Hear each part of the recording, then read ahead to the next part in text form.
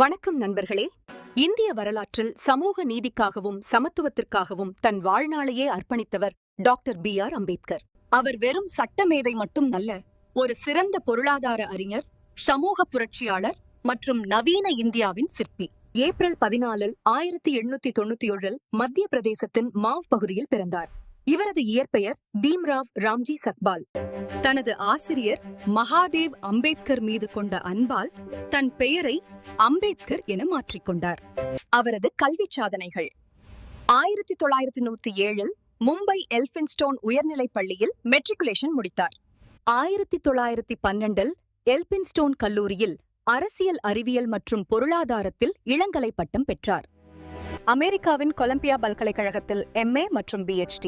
1923 London school of எகனாமிக்ஸில் DSc பட்டம். படிப்பு முடிந்து இந்தியா திரும்பிய அம்பேத்கர் சமூக புரட்சியில் இறங்கினார். 1920 மூக் நாயக் என்ற இதழை தொடங்கினார். வாய் பேச முடியாதவர்களின் தலைவன் என்று அதற்கு பொருள். ஷாகு மகாராஜ் இதற்கு பெரிதும் உதவினார். 1924 பம்பாயில் பகிஷ்கிருத் இத்காரிணி சபாவை தொடங்கினார். அதன் தாரக மந்திரம் கற்பி, ஒன்று சேர், புரட்சி செய். முக்கிய இதழ்கள்: 1927 பகிஷ்கிருத் பாரத், 1928 சமதா, 1930 ஜனதா, 1927 மார்ச் 20 மகத் சத்தியாகிரகம். பொதுக்குளத்தில் நீரெடுக்கும் உரிமைக்காக அவர் நடத்திய அந்த போராட்டம் இந்தியாவின் முதல் மனித உரிமை போராட்டம் எனப்படுகிறது. 1927 டிசம்பர் 25 சாதிய பாகுபாட்டின் அடையாளமான மனுஸ்மிருதியை எரித்தார். 1928 சைமன் கமிஷன் முன் ஆஜராகி ஒடுக்கப்பட்ட மக்களுக்காக தனித்தொகுதி கோரினார். 1930 நாசிக் நகரில் காலாராம் கோயில் நுழைவு போராட்டத்தை 5 ஆண்டுகள் முன்னெடுத்தார். லண்டனில் நடைபெற்ற 3 வட்டமேசை மாநாடுகளிலும் கலந்து கொண்ட மிகச்சில இந்திய தலைவர்களில் டாக்டர் அம்பேத்கரும் ஒருவர். 1932 பிரிட்டிஷ் பிரதமர் ராம்சே மெக்டொனால்ட் ஒடுக்கப்பட்ட மக்களுக்கு தனித்தொகுதி வழங்கும் வகுப்புவாரி பிரதிநிதித்துவத்தை அறிவித்தார். செப்டம்பர் 24, 1932 பூனா ஒப்பந்தத்தின் மூலம் தனித்தொகுதி கைவிடப்பட்டு ரிசர்வ் சீட்ஸ் எனப்படும் இடஒதுக்கீடு முறை உறுதி செய்யப்பட்டது. 1936 சுதந்திர தொழிலாளர் கட்சியையும் ஆரர், 1942 பட்டியல் சாதிகள் கூட்டமைப்பையும் அவர் தொடங்கினார்.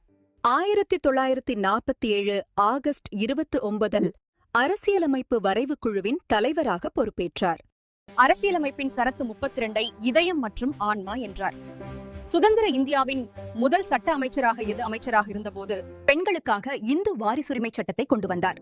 சொத்துரிமை மற்றும் திருமண விடுதலையை வலியுறுத்திய அந்த சட்டம் நிறைவேறாததால் தன் பதவியையே ராஜினாமா செய்தார். இவரது the problem of the rupee என்ற ஆய்வு நூலை அடிப்படையாக கொண்டுதான் 1935 இந்திய ரிசர்வ் வங்கி உருவானது. தொழிலாளர் நலனுக்காக 12 மணி நேர வேலையை 8 மணி நேரமாக மாற்றியது, குறைந்தபட்ச ஊதியம் போன்றவற்றை அறிமுகப்படுத்தினார். இறுதியாக 1956 அக்டோபர் 14 அன்று நாக்பூரில் லட்சக்கணக்கான மக்களுடன் பௌத்த மதத்தை தழுவினார். 1956 டிசம்பர் 6 அன்று மறைந்த இவருக்கு 1990 பாரத ரத்னா வழங்கி கௌரவித்தது இந்திய அரசு. அவர் எழுதிய annihilation of caste, the untouchables, Buddha and his Dhamma ஆகிய புத்தகங்கள் இன்றும் மிக முக்கியமானவை. இந்த வீடியோ பிடிச்சிருந்தா லைக் பண்ணுங்க, ஷேர் பண்ணுங்க. அடுத்த வீடியோவில் சந்திப்போம். நன்றி, வணக்கம்.